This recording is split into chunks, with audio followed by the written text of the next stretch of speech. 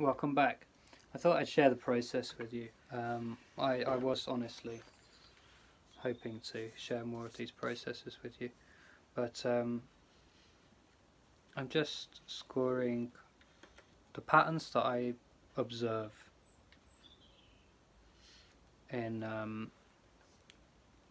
old guitars, vintage guitars, when I'm looking at them on the internet, Reverb, Pinterest, because I can honestly look at guitars for very long periods of time. I don't know why, there's just something kind of mystical about them that lures my attention. So I'm scoring patterns that I've seen, basically. Lines going down the body, a few jagged ones, a few meeting ones, a few non-meeting ones.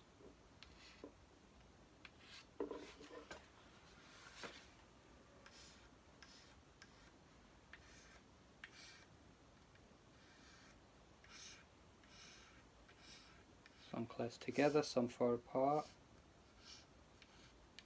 some short, some long.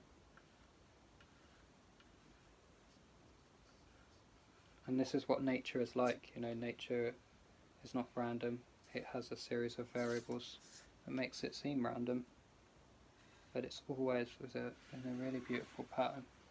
And you can see there, or can you? God, this is so difficult to get this lighting. You can see there the lines that I've made across the body are just pretty much in the lacquer. There's no staining happened yet. I've also done the headstock.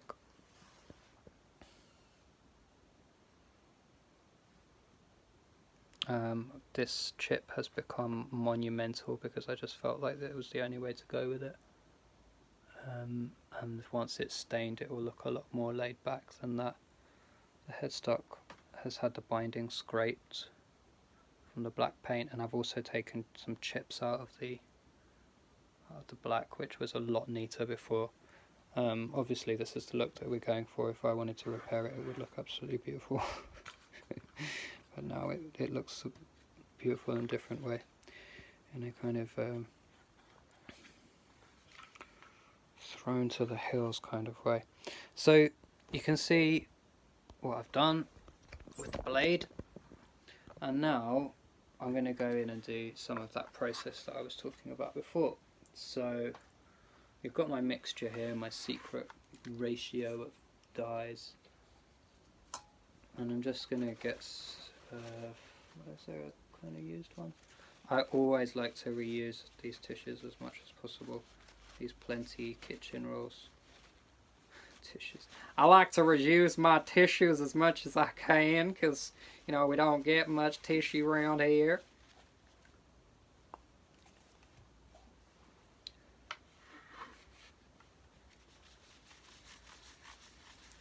And just work into the lines omnidirectional, really.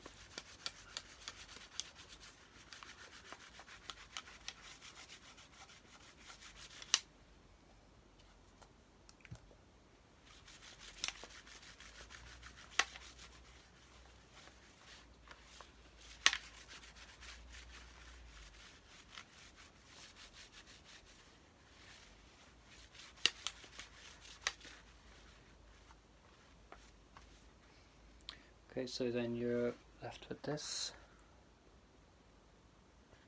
So again, you can't see a thing, can you? Just put that to camera. See?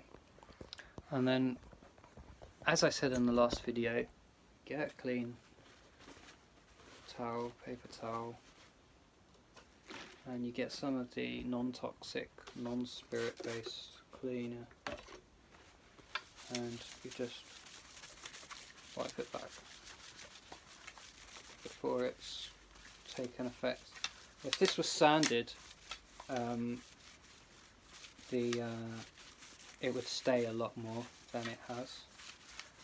I actually quite like the back looking more shiny than the front. I don't know why. It just seems to make more sense. Like if it's rubbing against clothes all the time and it's not exposed to the elements, it's not going to get so much like that. But that's not to say that we're going to keep it exactly like how it is now. Just the effect you can see after stirring up my nose. It's just very subtle. In some lights you can catch it like that, and in some you can't. And that's how I do my lacquer checking. It's not a great mystery, but it is a bit of a skill that can look really bad if you get it wrong. Trust me, I know, because I've ruined stuff. So where do we go from here? To be honest, this needs to be taken back a bit, and I'm not going to bother with wet sanding because we've just done this process. I'm going to just get a really soft sanding pad. It might be like 600 to 800 grit. I'm just going to buff it back. It might even be softer than that actually now, because after you've used them a lot, they do lose their edge. Get all the edges of the binding and stuff, smooth all of that over. In fact, before we get to that place, take a blade at about 35 degrees and just break around, taking that sharp edge off. I don't want a single sharp edge on this guitar.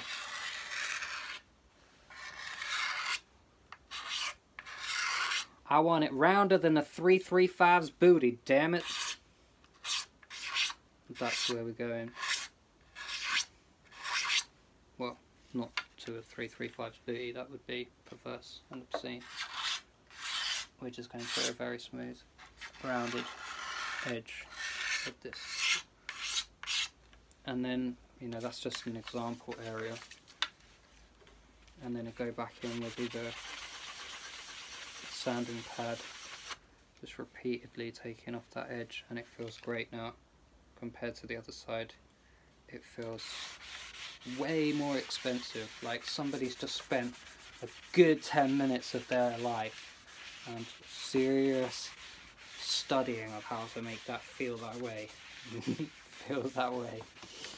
Or it's, you know, like been played in clubs and bars by Paul McCartney, which is also something that's quite, as a desirable idea, I suppose. Okay, so before I carry on with those parts, sanding, scrape that all back.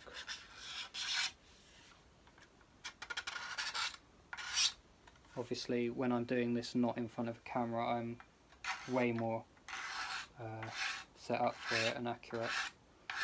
And you know, I'll be on a bench or something, not like crouching on my knees.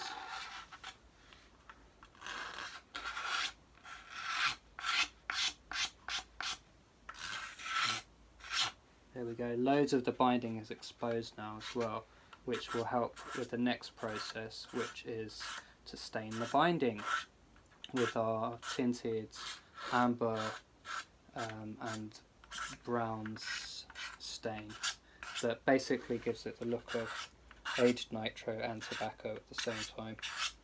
It's a mixture I made. But it's very agreeable for that effect.